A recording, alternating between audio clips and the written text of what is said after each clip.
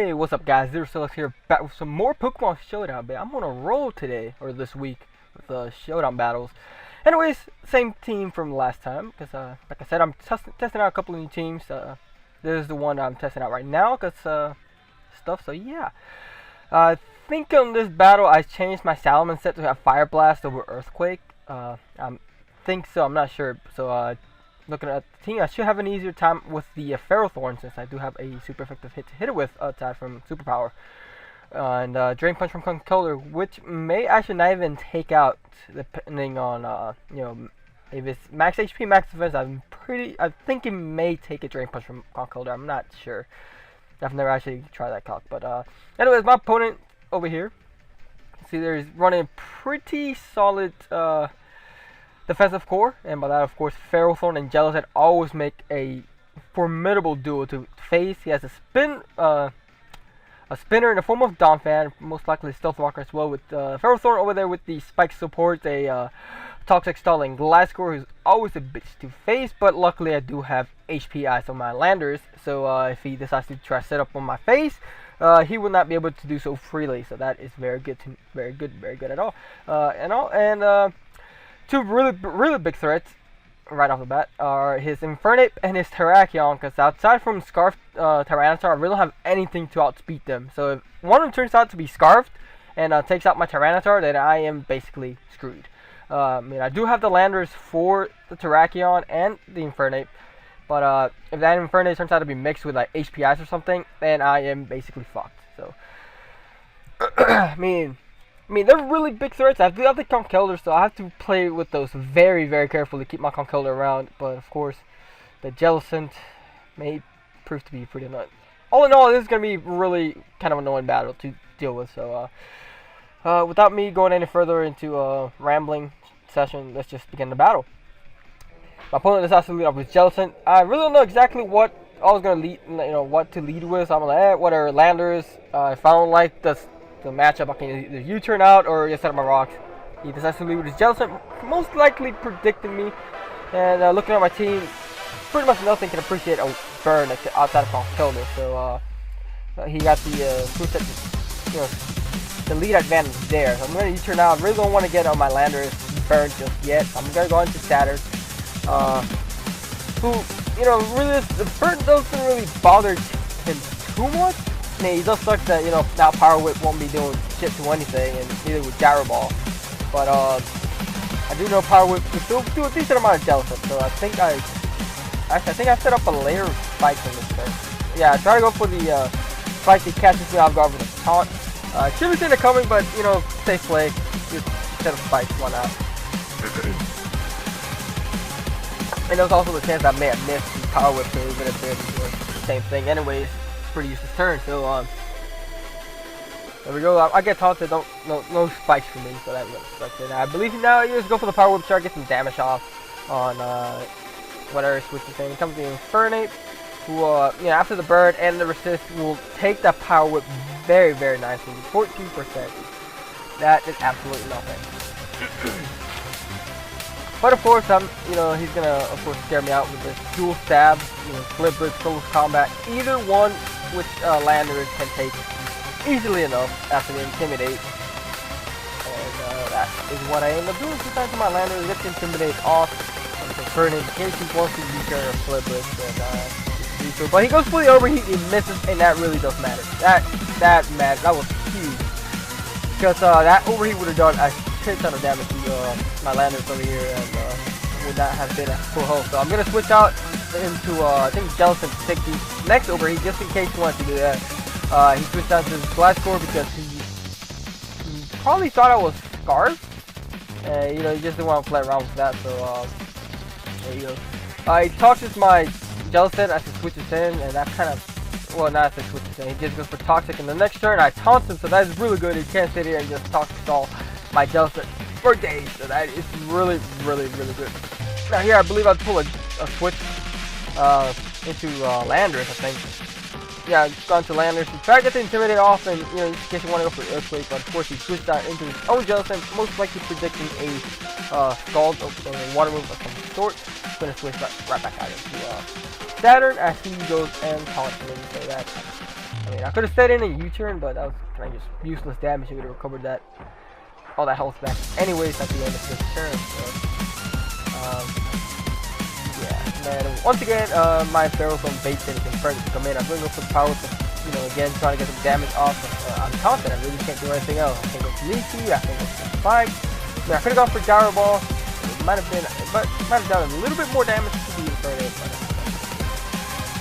So, expecting another overheat. This time, instead of switching to Lanterns, I'm going to go ahead and see Jellicent, who takes the overheat even better than anyone else on my team could have. I mean, Terrasser are taking it, but Jellicent, you know, especially the defensive, so that's a good thing. He's going to switch out, of course, at -2, and I'm going to go for the Toxic, because I was not expecting to go out to the Black Force, so... Because, I mean, I was kind of, really, at this point, I didn't know what the hell was up with this Inferno. I don't know if it was X-Belt mix, or just, you know, like specs or something.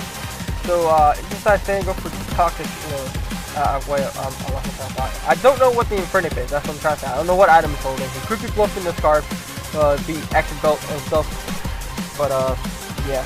Anyway, I taunt the Glasscore in this turn to set up stuff, so that is good. He won't go to, you know, substall my Jellicent that much longer at the end of the turn. I believe I'm just gonna switch out because yeah, that's right. I stayed in because I knew I could probably take one Earthquake, but he crit me, and that really sucks because I actually ended up going for the recovery.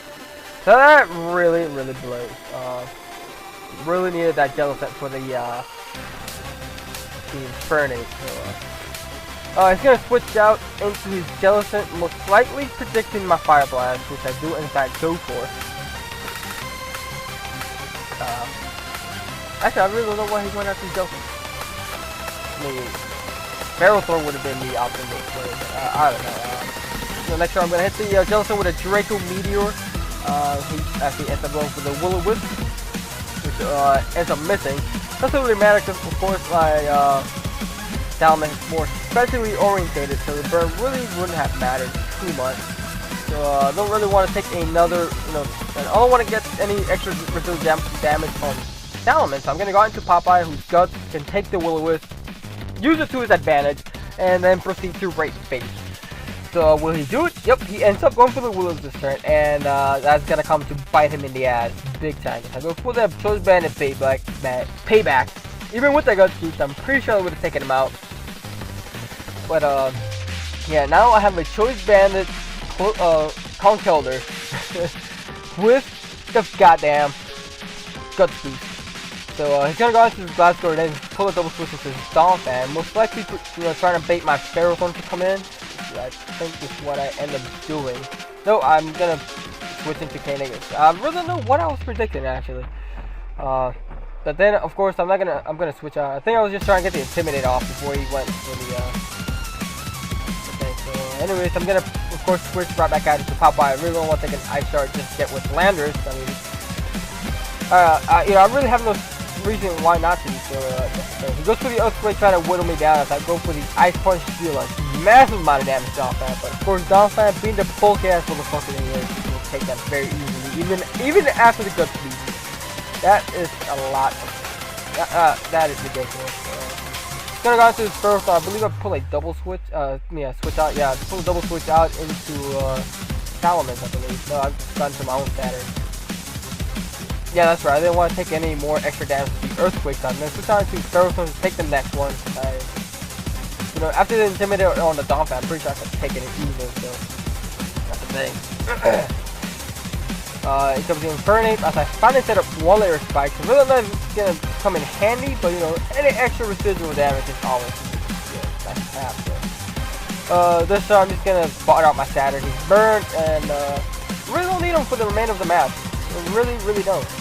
I mean, I forget how to set up hazards, but it's not really necessary. So I'm just gonna go out into my Infernape, my Salamence, get the Intimidate off. Because I, you know, at this point, I still don't know if this thing is Scarf or Specs or something. I don't know. But I do know that after the Intimidate, if he does, in fact, need the extra bell, I'm pretty sure I can take any hit in once to throw at me, so there you go. Since we started this first, I'm going to go for the Roost, and then the next turn, the Ferrothorn is a Life Orb Fire Blast, that I do have, of course, like I said, very heavy special attack investment, so Ferrosaur's bulk is irrelevant. Comes to Terrakion, the one thing, you know, he can easily outspeed me, take me out with Stone Edge. So I believe I'm just gonna go out to Tenagas. My Landers, he's a hardcore counter for Terrakion every single day of the week. So yeah, he ends up going for the Stone Edge. Based on the damage, I'm guessing he's more, I think Joy's Star? I'm pretty sure Joy's Band would have done a little bit more. Not really sure. So he's gonna go to the Glass Door, take the incoming Earthquake. And yeah, and he does in fact take it. That's where he's applying that. And he's gonna go for the Toxic, and then I'm gonna catch him off guard with the HPI. I kind of wish I had more speed investment on this Landers, just to be able to outspeed do high score and all that good stuff. But after at the end of the turn, he's gonna have enough health to sub, and then continue all this bullshit with Protect Substitute. I'm gonna switch out back into Salmon. I was expecting to go for the Protect, that or the sub. But he does in fact go for the Protect, which is even better because now I have to mess around with trying to break a sub and then get him him toxic me. That would have been really bad. So Protect this turn, and that really doesn't matter because nothing on this team wants to take a life from Dracometer from a Salamence. So either at this point he's either gonna have to stack his Glass Door or stack something else on his team. He decides to stack his Glass Door because it's basically useless now. Basically leaves Terrakion and Infernape if he wants any chance at winning, because they outspeed everything on my team. So he comes up Terrakion, so I of course have the Landers to deal with that. So yeah, and he's gonna pull a double switch, predicting me to go into his back Landers, and he gets a really good foothold there. Really good double switch on this part. Then again, it was extremely obvious. And I'm not playing around with that Terrakion. So yeah, I could have stacked Salamence since he's outsped by everything on his team, but I don't know. He decides to go for the HP Ice, which he does in fact capture. That's really good to know. I go into my Short Scarf Tyranitar. I of course still don't know if this thing's specs or whatever, so I'm just gonna go for the Crunch in case. Just in case. I mean, I could have gone for Stone Edge, but I didn't know if he was. I should have gone for Stone Edge. Now I think about it. He had no idea I was starting. I should have gone for Stone Edge, just taking out those Stone Edge. Of course, now, at least now I know he's extra belt. Really late into the game, but doesn't matter because from this point, Joe's Bandit Conkeldurr can just clean up the game, and should be fine and dandy. Take out the Inferno with the Choice Bandit Mach Punch, and this time I think I can take an Ice Shard from Donphan over there and take him out with the Ice Punch. I'm not sure. Do I do that? I think I do. Yep, I do in fact take the Ice Shard very well, and then take out the Donphan with the Mach Punch. And unfortunately, Popeye is going to die at the end of the fair, which is really sucks. But I still have my Landers at decent amount of health, so I can take the close combat from Terrakion, and that's the Stone Edge from Terrakion all day if I need to.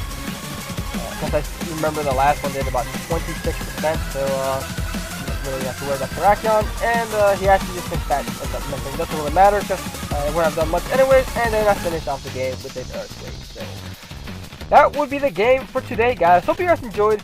I'm really sorry about the quality of my microphone. I really don't know what the hell's going on with this. It just suddenly started sounding like this. I really do apologize. But regardless, I hope you guys found this battle enjoyable. And I have another one waiting in the wings. I can expect that one later this week. So yeah, I hope you guys look forward to that, and I will see you guys then. Bye.